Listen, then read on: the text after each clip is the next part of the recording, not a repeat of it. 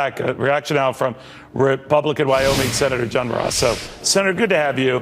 What did you think of the president's response just on that, presumably a jab at Donald Trump?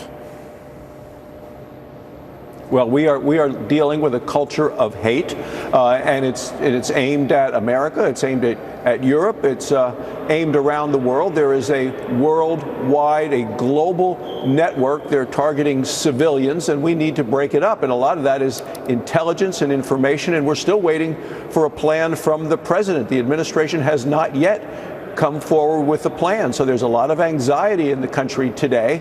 And I believe this 2016 election, a major point of the election is going to be national security, because the job of the president and the job of a country is to protect its citizens, number one. So we're going to hear a lot of debate and discussion about the best ways to do it. Well, do you agree, Senator, what the president is saying? You need to be able to connect the dots. I understand, but do you think that what the president is saying about clearly Donald Trump and this Muslim thing is right? Is he right on that, and Donald Trump is wrong on that? Well, no, I'm going to just say that the president won't even call those attackers what they are, the radical Islamist terrorists. He won't even use that phrase. So to come and attack a Republican candidate for president, I think the president ought to come up with a plan that actually works. We have a worldwide network, which is ISIS, started in a vacuum that the president created in Iraq and in Syria by not leaving a stay-behind force in Iraq. He called them the JV team, and now we're in a situation where this has grown, and the president continues to downplay it. He says they're on the run. They're not. They're on the rise, and they have now metastasized. The cancer has grown worldwide. So what would you do? Would you have locations. Gone back, as some of your colleagues have said, sir, and said, Mr. President, get back to Washington? Others have advocated go to Brussels. What do you think of that?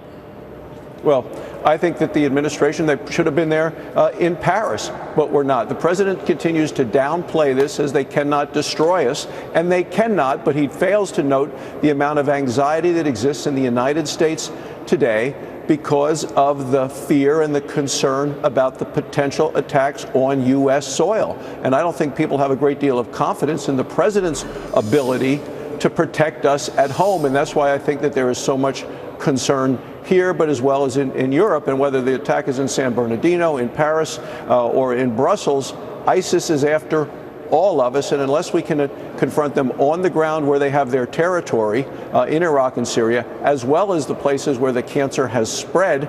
And I'll tell you, these spread areas, they're much more sophisticated in terms of communications and cooperation. Yes. I understand, sir, but do you go as far as Rudy Giuliani says, you terrorists attack a foreign country or capital, that is an act of war. That is the equivalent of a nation invading a nation. And given our NATO alliances, we have to respond militarily. Do you equate the two?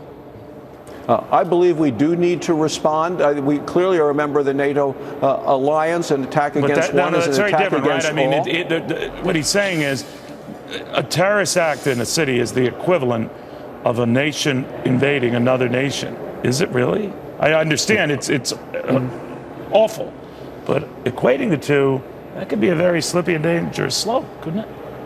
Yeah, I haven't heard what Mayor Giuliani had to say.